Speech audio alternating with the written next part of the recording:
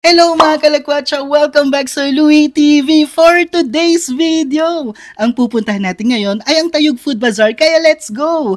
Unahin muna natin ang madalas nating nakikita sa mga food bazaar. Nandiyan ang shawarma, pasta, burger, chicken inasal, mga drinks tulad ng fruit teas at coffee. Nandiyan din ang mga turo-turo tulad ng kwek-kwek, fishball at iba pa. Nandiyan ang fried noodles, meron ding takoyaki, hotcake at palamig. Una nating highlight, hindi lang french fries kundi talagang real patatas ang gamit nila. Ito ay ang potato fries, o diba? Bongga! Matatagpuan ito sa stall number 10. Susunod ang napapanahon ngayong Christmas, ang cheesy puto bongbong. Matatagpuan naman sila sa stall number 15.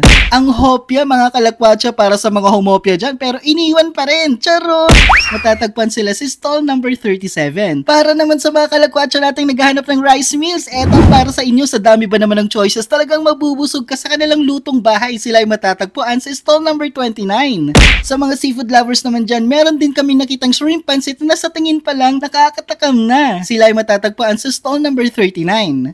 Pagkatapos naman ng Pinoy lutong bahay, meron din ditong mga Korean sa mga mahilig sa K-pop dyan. Iba't ibang Korean street foods tulad ng tteokbokki, gimari at iba pa. Meron ding samgyup bento na talaga nga namang napakamura at sulit na sulit din. Matatagpuan sila sa stall number 8. Ang Tayug Food Bazaar ay nag-umpisa noong November 5, 2024 at ito ay hanggang holiday season. Kaya halina at bisitahin ng Tayug Pangasinan Food Bazaar. Let's go! Gimasen! Mga kalakwatsa, sana'y nagustuhan ninyo ang video na ito. I-add o i-follow nyo ako sa aking Facebook account para magkasama-sama pa tayo sa susunod na vlog.